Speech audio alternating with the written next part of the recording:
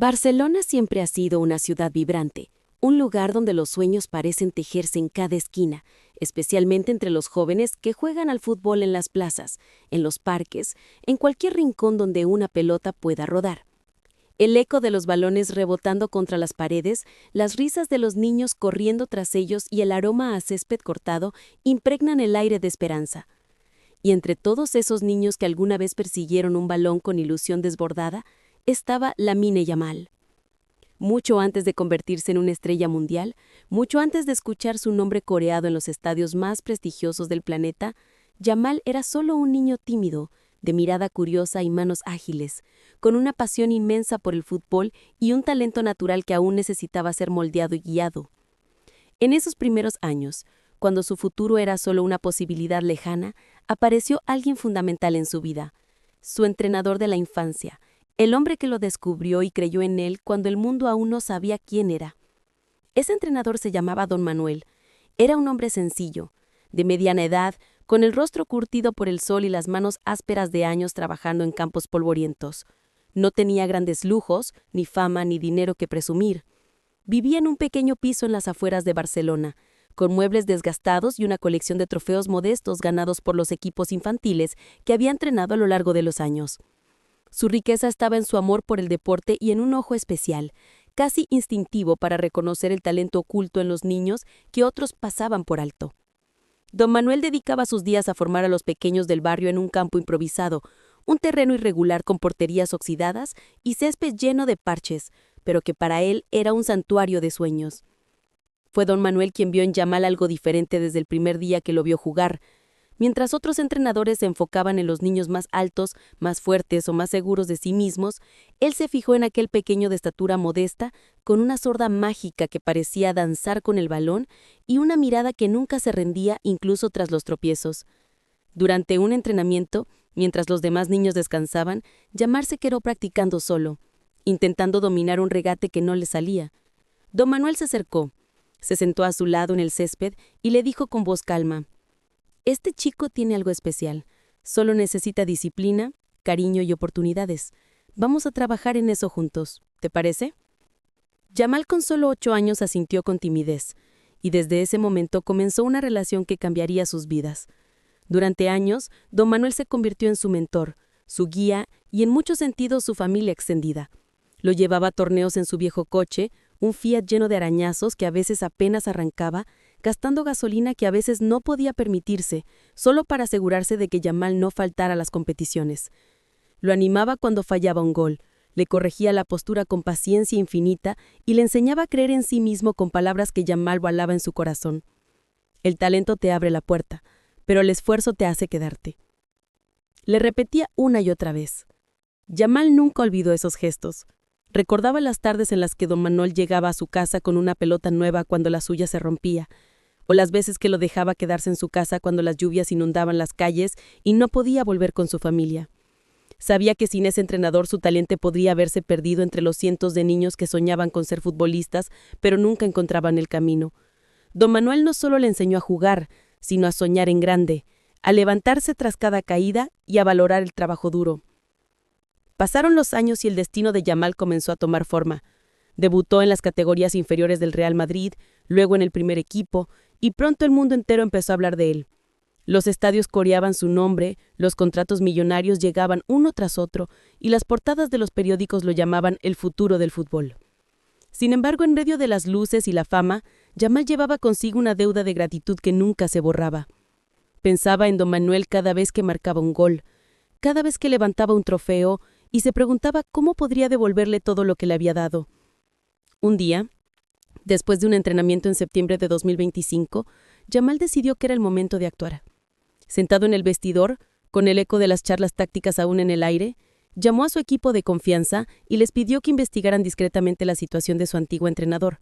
Lo que descubrió lo conmovió profundamente. Don Manuel todavía vivía en ese mismo piso antiguo, con paredes craqueadas y un techo que dejaba pasar el agua cuando llovía. A sus 60 años, seguía entrenando a niños del barrio, pero su salud comenzaba a fallar y sus ahorros eran escasos. El hombre que le había dado tanto, seguía llevando una vida humilde, sin quejarse, sin pedir nada a nadie. Fue entonces cuando Yamal tomó una decisión que reflejaba su esencia.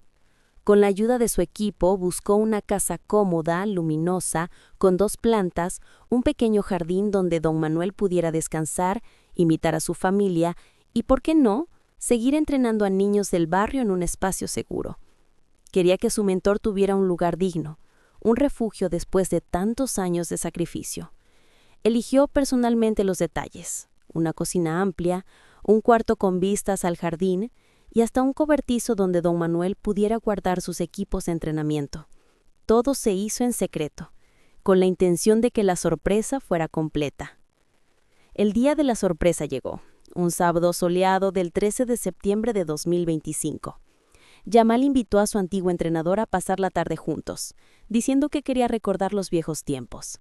Don Manuel, con su sombrero desgastado y una sonrisa cansada, aceptó encantado. «Quiero mostrarte algo, mister», le dijo Yamal con una sonrisa misteriosa mientras lo recogía en su coche. Condujeron hacia las afueras de la ciudad, pasando por calles familiares que evocaban recuerdos de su infancia. Don Manuel miraba por la ventanilla, recordando los días en que llevaba a Yamal a los entrenamientos y se preguntaba a dónde iban. Cuando llegaron, Yamal estacionó frente a una casa preciosa, con flores en la entrada, un jardín bien cuidado y un ambiente tranquilo que invitaba a la paz. «¿Qué hacemos aquí?», preguntó el entrenador, confundido, ajustándose las gafas mientras salía del coche. Yamal respiró hondo, sintiendo una mezcla de nervios y emoción. Abrió la puerta del pasajero y le tendió unas llaves con un llavero grabado con las iniciales de don Manuel. «Esto es para ti, mister. Esta es tu casa», dijo con voz firme pero cargada de cariño. Por un instante el silencio lo envolvió todo. Don Manuel no podía creerlo. Sus ojos se llenaron de lágrimas, sus manos temblaron al sostener las llaves y su voz se quebró cuando intentó hablar. No puede ser. ¿Cómo? ¿Por qué harías algo así?», preguntó, mirando la casa y luego a Yamal como si fuera un sueño. Yamal lo miró con ternura, recordando cada momento que habían compartido en aquel campo polvoriento. «Porque sin ti, yo no estaría aquí. Porque me enseñaste a luchar, a creer en mí, a no rendirme nunca. Tú invertiste en mí cuando nadie más lo hizo, gastando tu tiempo, tu dinero, tu corazón. Esta es mi manera de devolverte un poco de todo lo que me diste», respondió con los ojos brillantes. El entrenador, conmovido hasta lo más profundo, lo abrazó como si aún fuera aquel niño de 10 años que corría por el campo con ilusión. «Gracias, hijo. Nunca esperé nada de ti. Solo quería verte feliz, pero esto es demasiado. No sé qué decir», murmuró con la voz entrecortada. «No es demasiado, es justo.